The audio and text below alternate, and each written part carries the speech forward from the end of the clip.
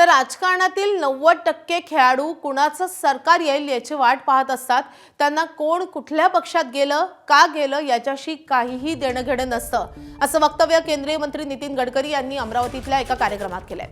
तसंच राजकारणात तत्व, निष्ठा, ध्येय याचा विचार कमी झालाय। जशी जनता तसे नेते मिळतात असंही गडकरींनी म्हटलंय।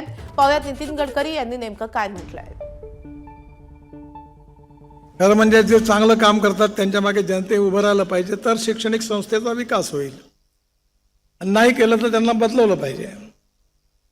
पण हळूहळू सगळ्या दृष्टीमध्ये आपल्या देशातली लोकशाही जी आहे त्याला खऱ्या अर्थाने जबाबदार नेते किंवा पक्ष नाही आहे, जनता जबाबदार आहे। आणि जशी जनता आहे तसे नेते मिळतात लोकांना। हे बोलण्याकरता धाडस लागतं, पण मी ते करतो। त्यामुळे तुम्हाला ठरवलं पाहिजे की उद्दिष्ट पूर्ण करण्याकरता काम करणाऱ्या लोकांना निवडून द्यायचं की निवृत्त करायचं।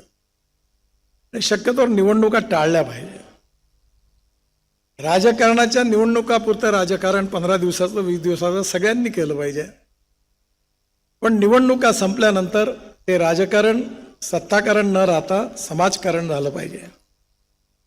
आणि ते करत असताना जे योग्य आणि चांगलं काम असेल ते सगळ्यांचं केलं पाहिजे।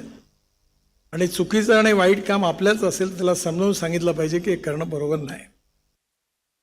राजकारणातले 90% खेळाडू वाटच पाहतात कोणत्या पार्टीचं सरकार येते आणि कोण मंत्री बनते। त्यांचे झेंडे दंडे हार तयारच राहतात।